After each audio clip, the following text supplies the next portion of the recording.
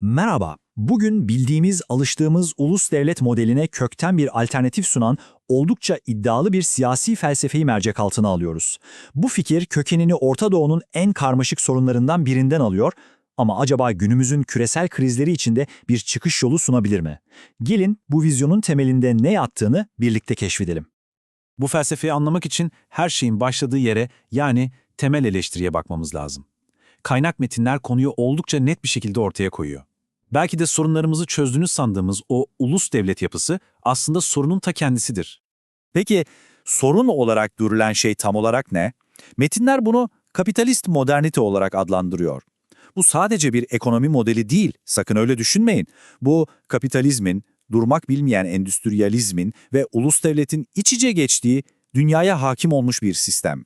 Ve bu felsefeye göre işte bu sistemin kendisi şu an derin yapısal bir krizin içinde.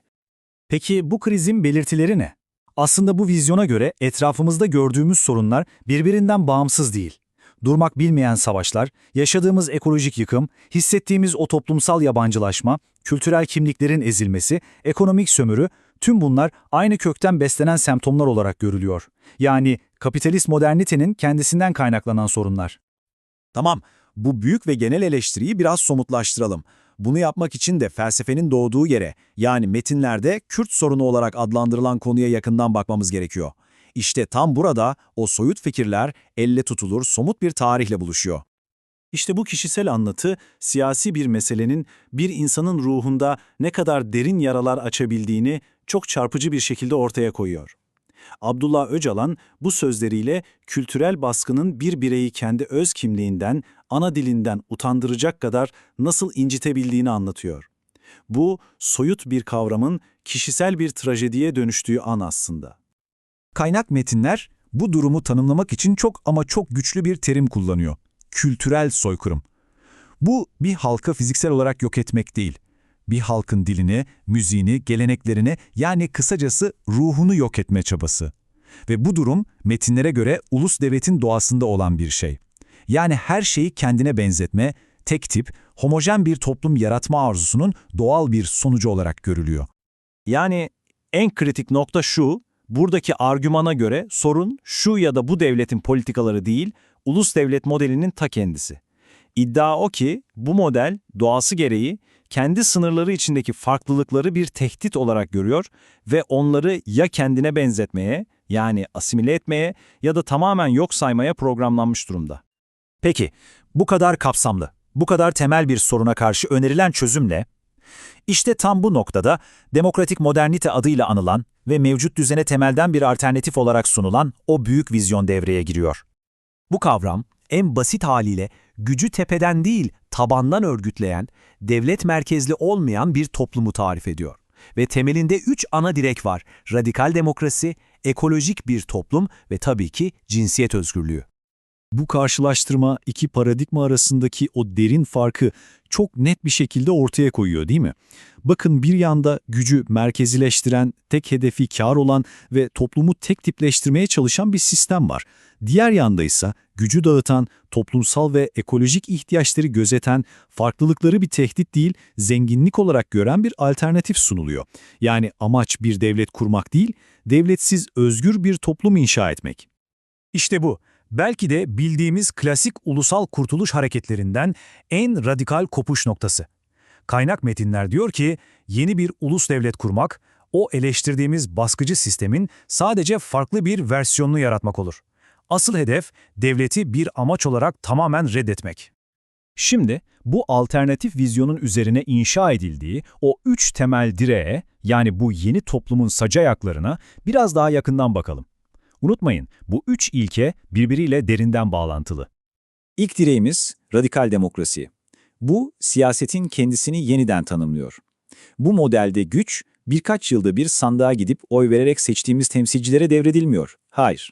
Bunun yerine insanların hayatlarını doğrudan etkileyen kararların, bizzat yaşadıkları yerlerdeki yerel meclisler ve komünler tarafından alınması öneriliyor. Peki bu yapı nasıl işliyor? Şöyle düşünelim, her şey en temel birimden, yani mahalledeki, köydeki komünlerden başlıyor. Kararların alındığı ilk yer burası. Bu komünler daha sonra aralarında koordinasyon sağlamak için köy ve mahalle meclislerine delege gönderiyor. Bu meclisler de bir araya gelip şehir meclislerini oluşturuyor ve en tepede farklı bölgeleri birleştiren konfederasyonlar yer alıyor. Gördüğünüz gibi güç sürekli olarak tabandan yukarı doğru akıyor, asla tepeden inmiyor. İkinci direğimiz ekoloji. Bu felsefeye göre doğayı sömüren bir toplumun gerçekten özgür olması mümkün değil. İnsan ve doğa arasındaki uyum toplumsal özgürlüğün olmazsa olmaz bir ön koşulu olarak görülüyor. Bu alıntı, ekolojik bilincin felsefenin tam merkezinde nasıl yer aldığını çok güzel gösteriyor. Bu sadece teknik bir çevreyi koruma meselesi değil, aynı zamanda ahlaki bir duruş. Yani metinlere göre doğayla sağlıklı bir ilişki kuramayan bir toplumun kendi içinde de sağlıklı ilişkiler kurması beklenemez.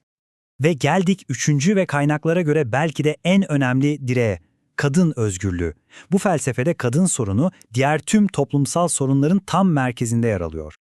Bu konuya verilen önemi, kaynak metinlerdeki bu oldukça kışkırtıcı alıntı net bir şekilde ortaya koyuyor. Argüman şu: tarih kadın üzerindeki tahakkümle başladı ve diğer tüm baskı biçimleri bunun üzerine inşa edildi. Dolayısıyla genel bir özgürlükten bahsetmenin tek bir yolu var, önce kadının özgürleşmesi. Çünkü bu felsefede bir toplumun özgürlük seviyesi ancak ve ancak kadının özgürlüğüyle ölçülür. Bu kadar net. Peki, şimdiye kadar anlattığımız her şey sadece yerel bir soruna yönelik bir çözüm reçetesi mi, yoksa küresel bir model olma iddiası taşıyor mu? Gelin bu felsefenin evrensel vizyonuna bakalım. Tüm bu parçaları birleştirdiğimizde karşımıza bütüncül bir vizyon çıkıyor.